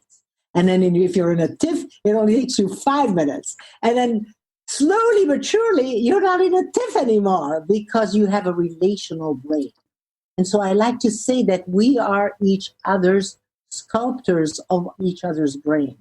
We sculpt each other's brain. If we are willing to cross the bridge, we will get new neural pathways for a more relational, less reactive, more intentional brain. That's something to really consider, because, if I get in the habit of constantly letting my kids get on my nerves, then that's going to wire those neurons too, right? So you got to be hyper aware of that. Yep, exactly right. And the more you are willing, when your kids, get you mad, the more you're willing to say, wait a minute, let me see what's cooking for them. Let me cross that bridge in my heart and see what just got triggered for them. The more you can do that, the more your brain develops into a relational brain. How much of this is based on the heart? Like we had the heart math guys on a little while ago, and there's all this science now that the heart is really an underrated organ, and it's got this electromagnetic spectrum that when Darren and I are sitting here, maybe our heart spectrums are overlapping. Like, is that part of this space as well? I mean, there's been a lot of the resonance of the brain, but how about the heart? Absolutely. I mean, we're one integral whole, and we're the lobby, the penthouse, the lobby, the basement, all that. Right. We are integrated beings. Absolutely. Yes, indeed. So it seems like this kind of stuff was probably common knowledge maybe a couple thousand years ago. When we didn't have, because we're living in the age of hyper distractions, cell phones and bills and you name it, something's always calling for our attention. So, do you think this is? Aaron, it's interesting you say this, because I was telling you about the training I just did in Sedona. And we had a young woman there, 25. She was the youngest one of our community. And she gave a little lecture that was very powerful. She talked about how in her 5 years ago, she used to be able to go to a concert and people didn't have their cell phones and people listened to the music and people jive together, and she could feel the energy of connection. And she said 2-3 years later, she would go to the concert and people had their phones there and taking pictures and videos and being inside. And she felt like a great deal of the connection that really used to occur in these concerts was gone. And that in the group in which she was learning how to present to an audience, she felt that same connection again, that sort of community feeling where everybody is there to support everybody, to be with everybody, to rejoice in the other's strength and encourage them. You know, that's what really was occurring in this training, and that she reconnected with what she had been longing for. That for her, this new way of being inside of a screen made her long tremendously for connection. And it was beautiful because she's 25 and she lives a reality that I certainly haven't known as a younger person. You know, we didn't have any cell phones. And her longing for group connection that she had known earlier in her life. And it's weird because in some ways we're hyper connected, you know, and it's like you want to keep some of it, right? Because without some of it, we don't get to talk to Hedy and we don't get to have these great conversations. Yeah, and people are listening on their phones. People are listening right now and they're listening on these phones and it's changing people's lives. But how do you divide that? It's very, very true. And to find the balance, like when we started, you guys were sitting on your chairs, you were so far away. I couldn't connect with you. You know, you needed to do what you did, which is somehow you got on your screens and I see you much better. And I feel like I have a sense of you. Away there, I had absolutely no sense of you. And so I think we have to combine, you know, the capacity. I mean, I would love your faces to be even closer, and I would love to be able to make eye contact, because I find that I am more inspired when your eyes are available to me.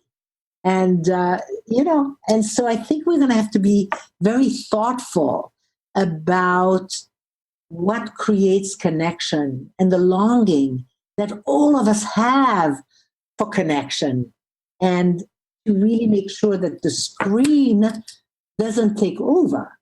It's practical, but it can't take over. It can't replace real eyeball to eyeball, heart to heart, basement to basement connection.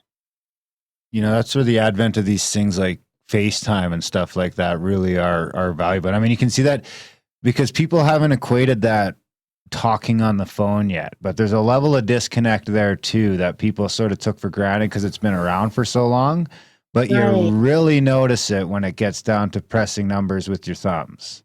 And I mean today I can get caught up and it ruins my day where you know, the social media is good for that, right? You get on Twitter and someone tweets something, you're like, oh, you son of a bitch. And then, you know, all of a sudden your headspace is polluted from some numbers on a screen. Yes, exactly. And you know, I am embarrassed to tell you that I don't have a Twitter account, and I have a Facebook page, but it's being handled. I'm not entering it. I mean, I'm very much a 20th century person, or very much a 22nd century person. The century where we will come back to each other and we will cross the bridge to each other and we'll look into each other's eyes and we'll hold hands and we'll, you know, do all the human things that we need to do. So I'm very much a 22nd, let's call it the 22nd century. I could see that. I mean, there seems to be some movement back to that already. Like definitely, like we do another show where that's, you know, basically focused on personal questions and feelings for men and stuff like that. And that's been more popular than we would have thought was possible. Right. And we do shows like this and they're more popular than we thought they right. would be. So there's a yearning for this out there and people are just starting to get comfortable talking about it. So, I mean, exactly. I don't think your goal is out of the realm of possibility. Right. And a yearning is a good word. We long for, we yearn. And this young woman, the 25-year-old, was yearning for these concerts she used to go to, where she felt a connection with the hundreds and hundreds because they were together and nobody was escaping to any other spot. They were there. They were present, that word again. They were present at the concert. And she's yearning for that kind of, it's called entrainment. You know that word? It's like birds. You know how you see a flock of birds and they go together, they turn together, and fish in the sea, you know how they go like this? Well, people also get entrained. And concerts are beautiful places where if people are really present, they'll get into entrainment. And they'll be just together. And that feeling is awesome. Yeah. Do you have go ahead. I was going to say a jazz ensemble, or suddenly they'll be in entrainment and you can feel it. Or even a sports team. The sports team that gets into entrainment, they'll win because it's that magical, wordless connectedness in which they're now one. You can definitely notice when you're in that environment, or when, Yes. that stuff's all real easy when you're in that environment. I think it's been, it's definitely not something we learn coming up these days. Like, I'm 38. I think I'm 38 and I'm just sorting this stuff out now, just starting when I was, in my late 30s. There's some hope that'll get into the kids a little bit, hopefully. But what are some tricks, where can our listeners start? Because there's a ton, we get emails all the time there's couples that listens to the show together. And I assume most of our listeners have a significant other. So what's an easy way to sort of get into that space for someone that's coming into it with Graham and I have both done a little bit of work, but let's assume someone's just coming in off the street. They're just, they're pissed off. They're watching cable most of the time, watching sitcoms, all that stuff. And, where's the entry level for someone who's, as far away from your position as they can be? I really recommend that TED Talk that you watched because it's very basic. It explains in a very basic way. I think you remember, with how I polluted the space between me and my mom. That's right. I would visit her in the old age home, and I was so mad that she was there and that she was alone, and she's my hero, and why is she there? And I would pollute the space because all I put in there was my own disappointment and anger and guilt. And I finally decided one day I'm just going to cross the bridge to be with her. And so I crossed and I left my world, my neighborhood of guilt and anger and upset. And I just landed with my mom, and I looked in her eyes and she looked in mine. And suddenly she said in Yiddish, "Du bist meine Tochter, you are my daughter." She recognized me. She hadn't recognized me for months, but she hadn't recognized me because I didn't show up. I wasn't in her world. And suddenly just landing there and looking in her eyes and just being quiet and loving and breathing and looking at her, she saw me and recognized me. And so every time after that, when I went to visit her, I just crossed the bridge to be with her. And we sang together, and she held my face, and sometimes I would cry and she'd wipe my tears. So there was between us a connection that could only occur when I was willing to leave every neighborhood of my world and come over and be with her. And that was really, for me, a real beginning to understand the simplicity and depth of crossing the bridge. It's to be with the other. And I think the TED Talk that I did is a wonderful way for people to begin to understand the basics. After that, there's a lot of YouTubes on my website that people can begin to look into and actually learn from. Just watch another couple cross the bridge, and it'll show you how you do it. And you will identify because, couples are couples are couples. So that's a very good way to enter into the how-to of it. What about the personal daily practice? Like, do you have anything that you do that practice that, helps you stay in the moment or get in the moment, like any meditation or prayer? Or do you recommend anything like that for people that they can do it on their own as well? You're talking about two very important parts of life. One is prayer. And I love to pray. I pray very simply. I speak, my prayer has two parts. One is gratitude. Mm-hmm. I'm just so grateful, to be alive, to have a husband, to have kids, to have grandkids, to be married on Sunday. It'll be 54 years. Wow. Congratulations. So grateful, for life itself. And a lot of my prayer is gratitude. And I think that piece is a wonderful piece for people to land into their real life, begin to look around and to just give thanks. I'm thinking right now, there's a lovely book by Anne Lamott, and it's called Help, Thanks, Wow. And I was heading that way. She says, one very big thing, and that's also part of prayer, is asking for help. And it's so important to be able to turn to the people who are in our life and be vulnerable enough to say, I need you. I need some help right here. And so that's one big piece of prayer is help. But the other one is thanks.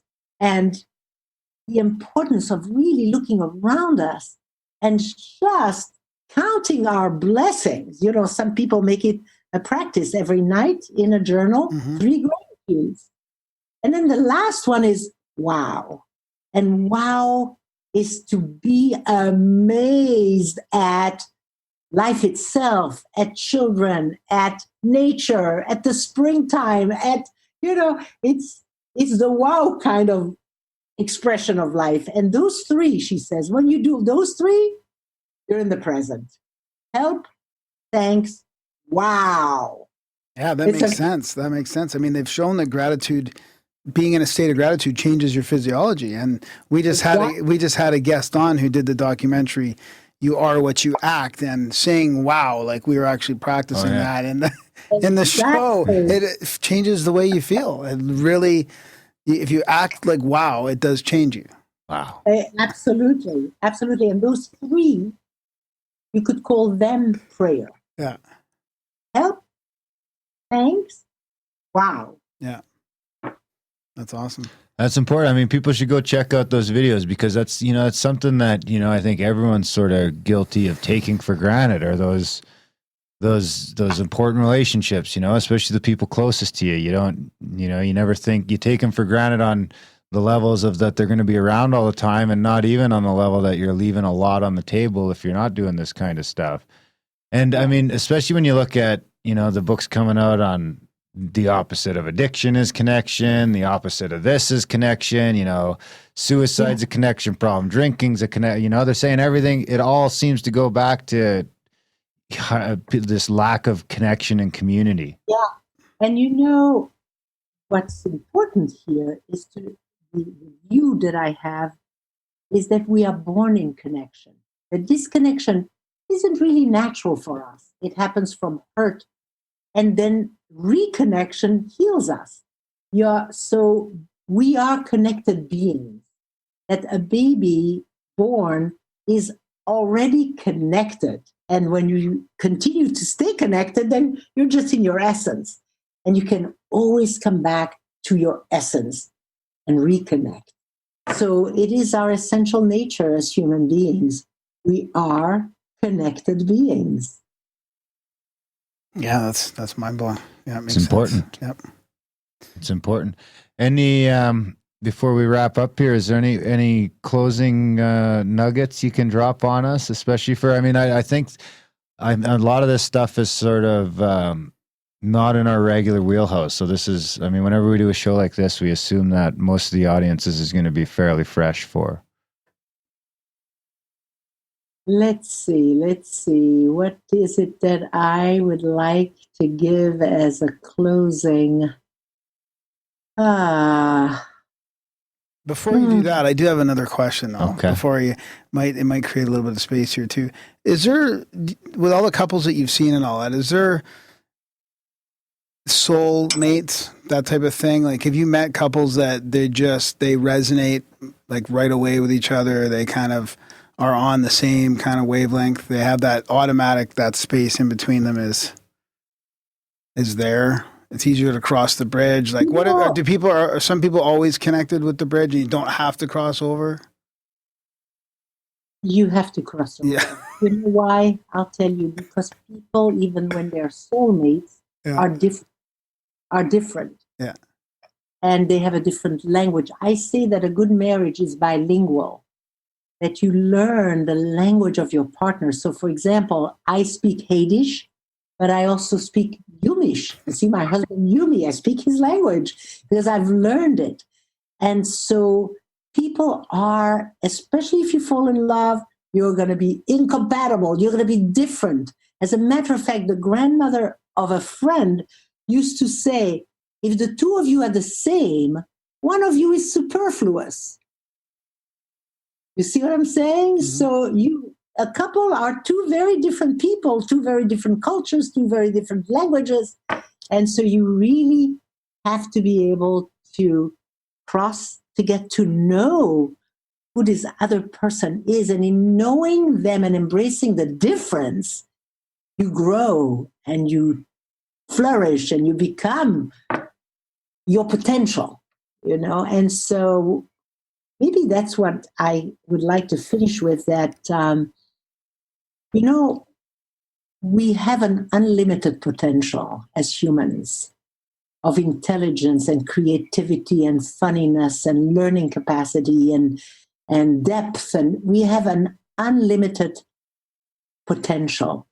And it's in a deep, connected relationship that we create a little laboratory to claim our potential.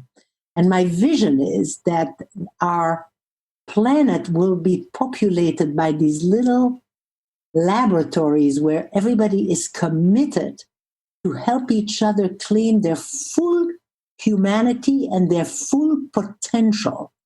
And so when we have a planet that's got these little living laboratories all over the place, everyone helping each other, claiming your fullness and your aliveness, we will have a very good planet. Excellent.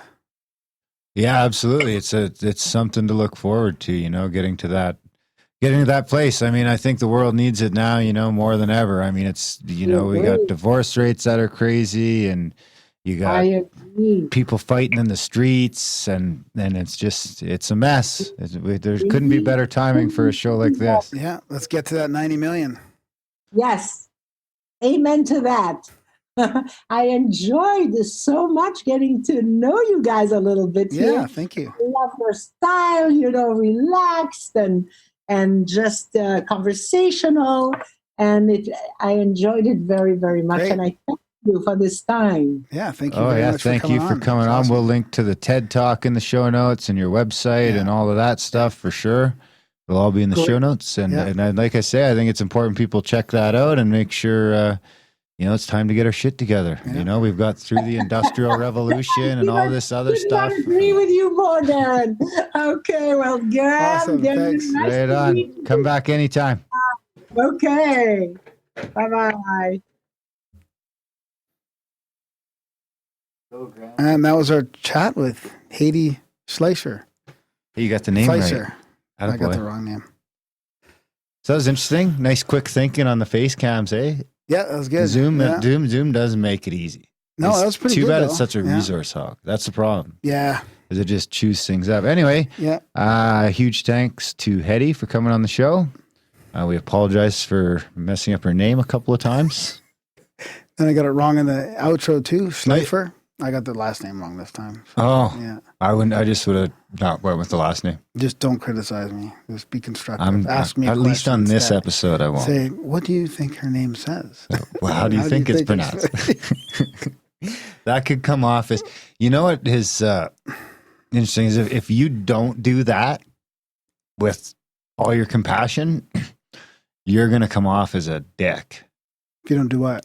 You know, like when you do that, repeating what people say and stuff like that, like you can't half-ass that. Oh, you think? Yeah, maybe, eh? Like, can you might come across a little bit. So what you're telling me is, yeah, you could come off as condescending, right? You've got to make sure you're doing the eye contact and doing everything else. So what I hear you say is, yeah, right. You think I'm a jerk, or whatever. You could see it if you don't. You can't half-ass it. Did you guys learn that in that imago in your couples stuff too? Imago? That's the name of this repeating back and forth, like the type of imago. We learned that it is like compassionate communication. Okay, because it'd be like, so Darren, I heard that you learned compassionate communication. So what I hear is you learned compassionate communication. No, I'm learning. I'm trying to learn. So what you're saying is you're trying to learn. So that's it'd be that like that's imago or whatever. That's how I learned it. But now it might be called compassionate communication. Yeah, it's all right. I mean, or that's a derivation from it, maybe. The funny thing is that you notice that in everything. Once you start to focus on how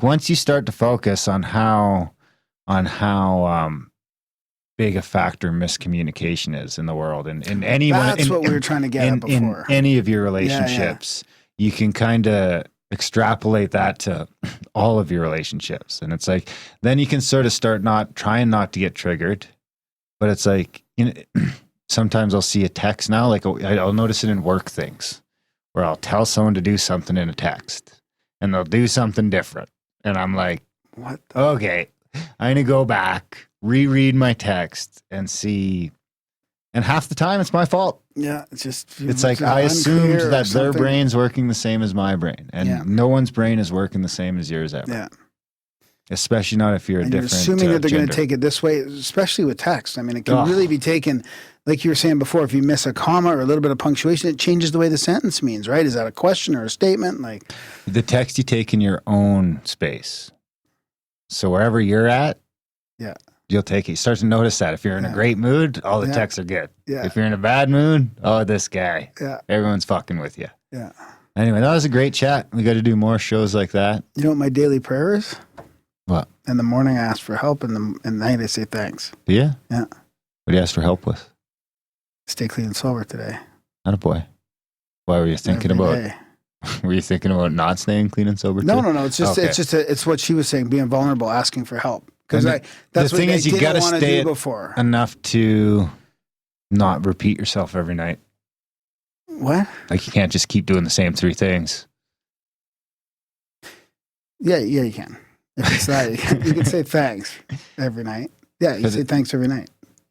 But shouldn't you try and think of a new thing to be grateful for? Oh, that's different. That's the gratitude things. Okay. That's thanks is part of it, but. Gratitude can be the journal. It can what be did you do yesterday for your help?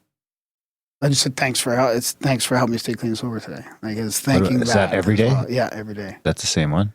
Yeah, and I used to do a gratitude journal. I don't anymore. Like real gratitude journal, or list 5 things that you're grateful for. That kind of stuff.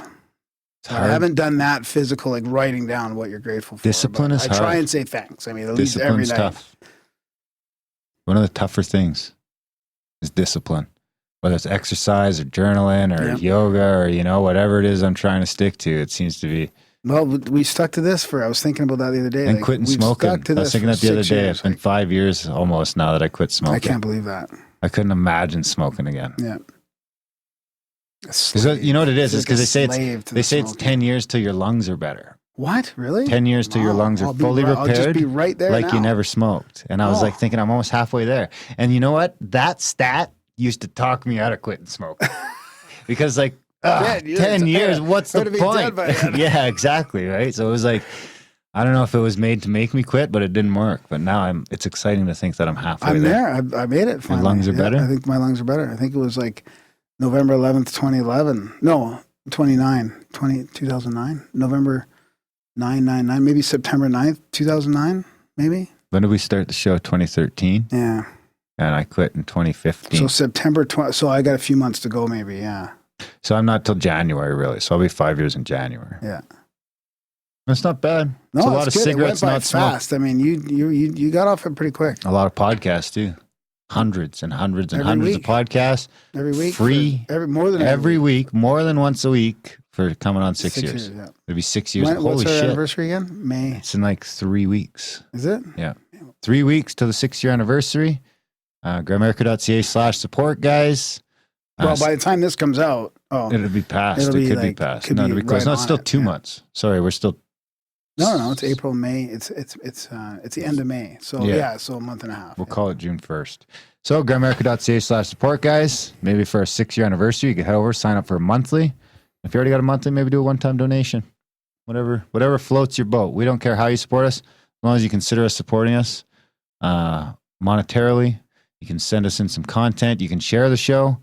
It's getting harder and harder to share the show, especially with our more controversial content. So you should just share the show, tell your friends, share it on social media, whatever you can do to get the show out there. Do everything in the show notes. What else? Sign up for the newsletter.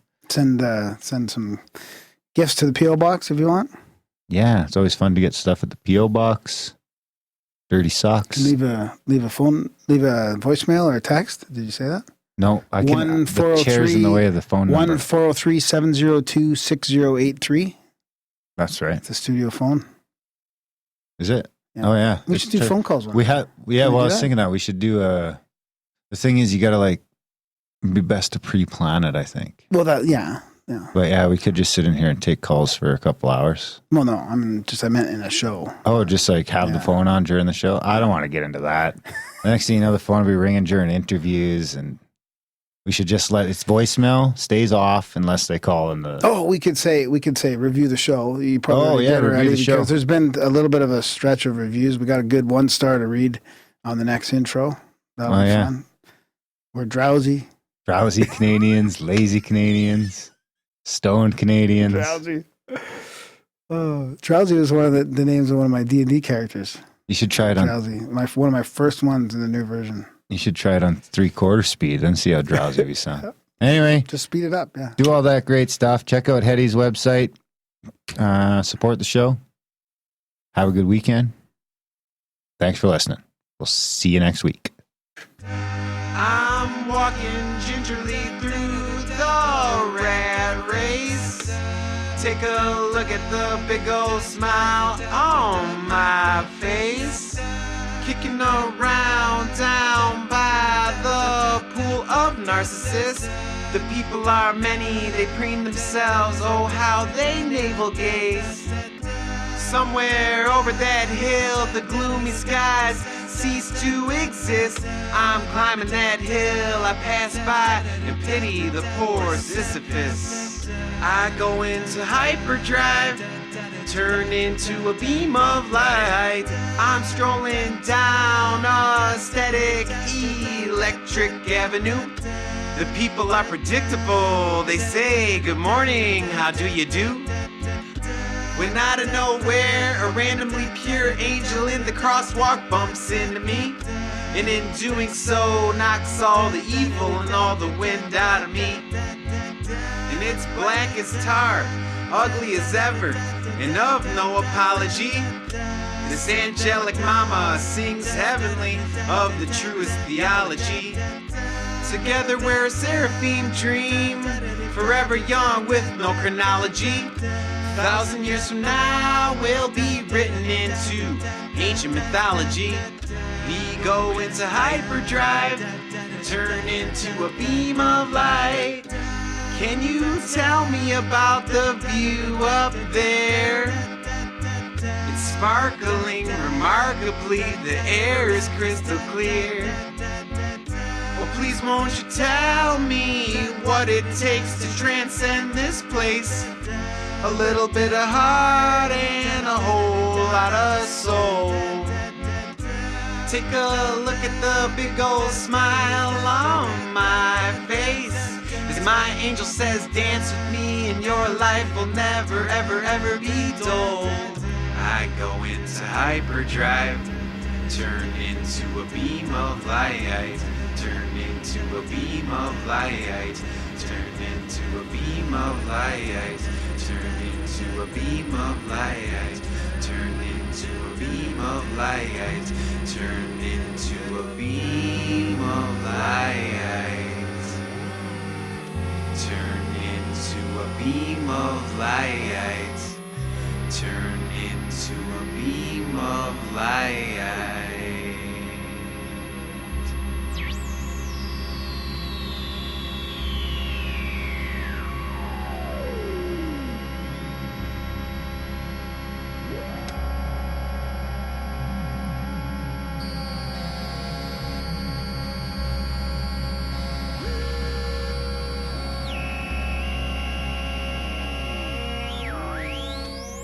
Bye.